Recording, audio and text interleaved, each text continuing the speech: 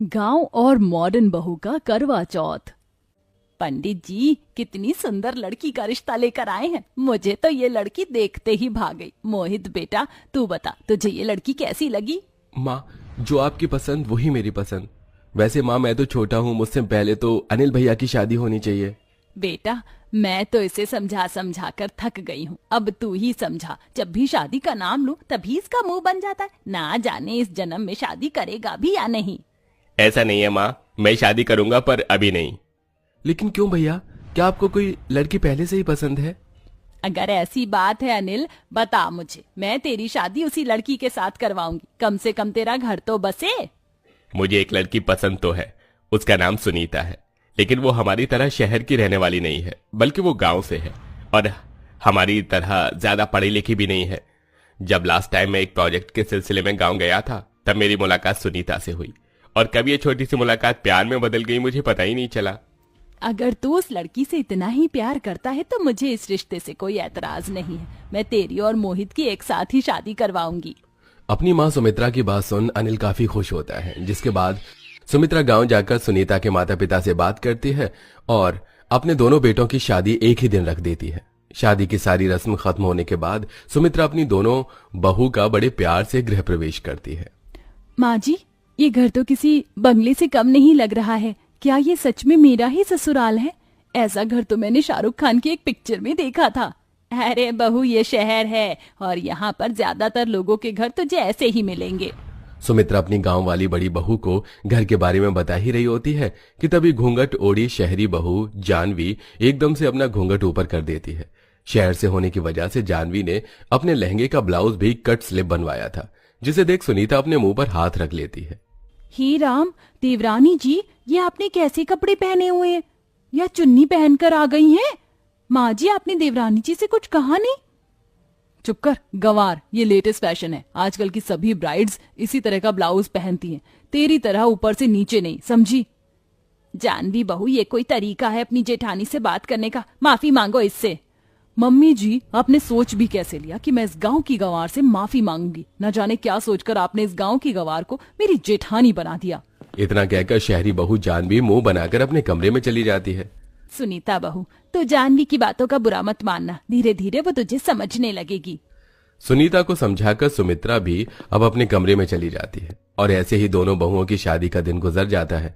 अगले दिन होते ही सुनीता सुबह सुबह उठकर भजन गाते हुए भगवान की पूजा करने लगती है।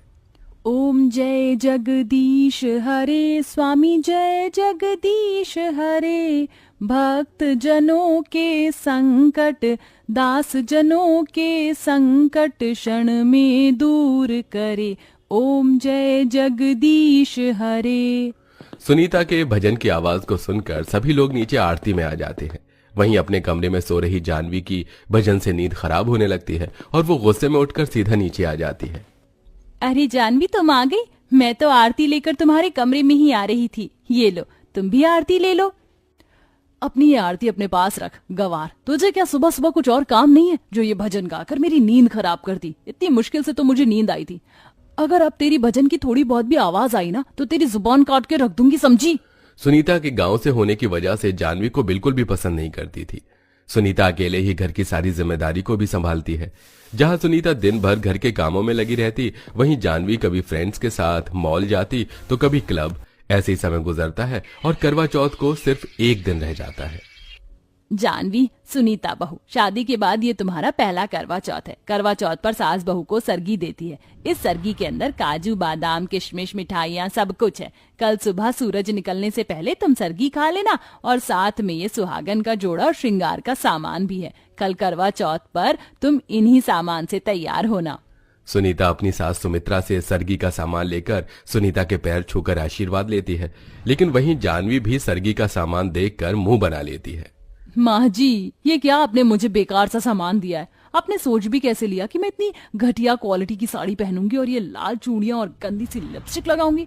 मैं करवा चौथ पर क्या पहनूंगी ये मैं डिसाइड करूंगी, ना कि आप। इतना कहकर जानवी मुंह बनाकर चली जाती है। जानवी की बात सुन सुमित्रा को बुरा तो लगता है, लेकिन सुमित्रा उसे कुछ नहीं कहती। सुमित्रा के कहने पर सुनीता जानवी की सरगी ले जाकर उसके कमरे में रख देती है और वहीं दूसरी तरफ जानवी करवा चौथ कपड़ों की शॉपिंग के लिए एक बड़े से मॉल में जाती है। ये हुई ना बात, अब मिला है मुझे करवा चौथ के लिए एक परफेक्ट ड्रेस। जानवी बड़े से मॉल से अपनी करवा चौथ के कपड़े ले लेती है। साथ ही एक बड़े से पार्लर में जाकर manicure, pedicure, waxing, bleach, facial, cleaning, hair spa जैसी चीज करवाती है। कल तो करवा चौथ पर सबसे ज्यादा सुंदर मैं ही लगूंगी। पार्लर का काम खत्म होने के बाद जानवी सीधा घर पर आ जाती है और ऐसे ही रात हो जाती है। सूर्यदेव के निकलने से पहले सुनीता उठकर जल्दी से नहा धो लेती है और भगवान की पूजा पाठ कर सुमित्रा की दी हुई सरगी को भी अच्छे से खा लेती है। मैंने तो सरगी खा ली, लेकिन क्या जानवी ने खाई होगी? एक काम करती हूँ, उसे देख कर आती हूँ। अगर सो रही होगी तो सरगी खाने के लिए उठा भी दूंगी। सुनीता जानवी के कमरे के बाहर जाती है और काफी देर तक जैन के कमरे का दरवाजा खटखटाती है, लेकिन जानवी नींद में होने की वजह से दरवाजा नहीं खोलती और बेचारी सुनीता वापस आ जाती है। थोड़ी देर में सूर्यदेव दर्शन देते हैं और सरगी का समय खत्म हो जाता है। दोपहर के 12 बजे तक तो जानवी आराम से रह लेती है, लेकिन धीरे धीरे अब उसे भूख लगना शुरू हो जाती है। भूख के मारे मेरी जान निकली जा रही है। क्या चांद निकलने से पहले मैं कुछ खा नहीं सकती? नॉर्मल फास्ट में तो इंसान फ्रूट चिप्स तो खा लेता है, तो इसमें ये सब क्यों नहीं है? क्योंकि ये करवा चौथ का व्रत है और सभी शादीशुदा औरतें इसे अपने पति की लंबी उम्र के लिए रखती हैं। चुप कर गवार, भूख के मारे मेरी जान निकली जा रही है, ऊपर से तू है कि मुझे भाषण देने में लगी हुई है। जैसे जैसे शाम होने को आती है, गांव वाली बहू अपनी सास की सरगी में दी हुई साड़ी पहनकर तैयार हो जाती है। अरे बहू, मैं तो करवा चौथ की पूजा का चित्र लेकर आ गई थी, लेकिन तूने तो इसे अपने हाथों से ही बना दिया। माँ जी, हमारे गांव में सभी औरतें अपने हाथों से ही करवा पूजा का चित्र बनाती थी। मैंने उन्हीं को देखकर ये सीखा है। सुनीता बहू, थोड़ी देर में मोहल्ले की सारी औरतें करवा चौथ की कथा सुनने के लिए आ जाएंगी। एक काम कर, तू जाकर जानवी को बुला ले, दोपहर से सो रही है, ना जाने कैसा व्रत रखा है इसने। कोई बात नहीं माँ जी, पहला व्रत है ना, इसलिए धीरे धीरे जानवी को इसकी आदत पड़ जाएगी। सुनीता करवा चौथ की कथा के लिए जानवी के कमरे में बुलाने के लिए जाती है। जानवी अपने कमरे में लेटकर आराम से फोन चला रही होती है। जानवी, करवा चौथ की कथा सुनने का वक्त हो गया है, जल्दी से तैयार होकर नीचे आ जाओ। मेरे पास इतना फालतू का टाइम नहीं है कि मैं ये कथा सुनने के लिए नीचे आऊं। जानवी, करवा चौथ का व्रत रखने वाली हर औरत करवा चौथ की कथा सुनती है। बिना कथा सुने तुम्हारा व्रत पूरा नहीं होगा। अपना ये फालतू का ज्ञान अपने पास रखो, अनपढ़ गंवार कहीं की। तुम मुझे सिखाओगी? निकल जा मेरे कमरे से। अपनी जेठानी के लाख समझाने पर भी जानवी करवा चौथ की कथा सुनने के लिए नहीं आती और उसे बेइज्जत करके कमरे से निकाल देती है। जिसके बाद सुनीता अकेले ही सभी सुहागन औरतों के साथ बैठकर करवा चौथ की कथा सुनती है।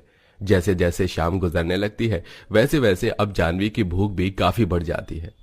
अब इस भूख को मैं और बर्दाश्त नहीं कर सकती, मैं तो चली खाना खाने के लिए। जानवी चुपके से किचन में जाती है और फ्रिज में से खाने पीने की चीज निकाल कर खाने लगती है।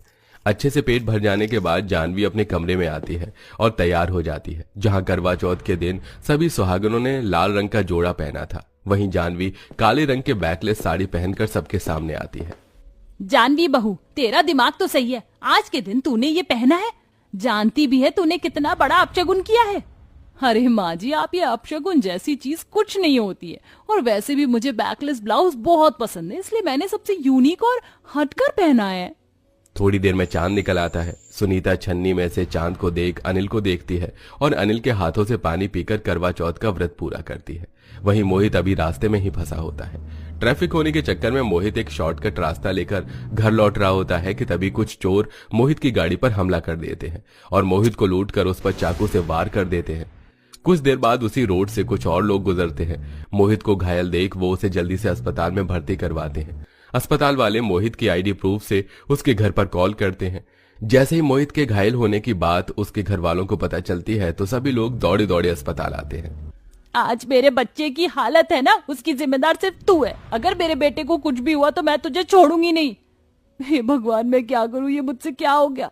अगर मोहित को कुछ हो गया तो मैं जी नहीं पाऊंगी। इसीलिए कहते हैं जानवी, इतना भी मॉडर्न होना ठीक नहीं है। तुम्हें करवा चौथ के व्रत का बहुत अपमान किया, इसलिए करवा माता ने तुम्हें सजा दी है। लेकिन अभी भी देरी नहीं हुई है। अगर तुम करवा माता से अपनी भूल चूक की माफी मांग लो, सच्चे दिल से अपने पति की लंबी उम्र के लिए प्रार्थना करोगी, तो मोहित को कुछ नहीं होगा।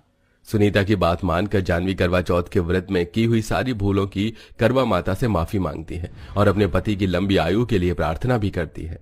थोड़ी देर में मोहित को होश आ जाता है, जिसे देख जानवी बहुत खुश होती है। इसी के साथ अब जानवी को अपनी गलती का एहसास होता है और सुनीता से माफी मांगती है और हर साल सुनीता के साथ सारी रस्मों को निभाते हुए अच्छे से करवा चौथ का व्रत करती है। दोस्तों, क्या आपके भी घर में कोई करवा चौथ का व्रत रखता है? तो उसका नाम हमें कमेंट में जरूर बताइएगा।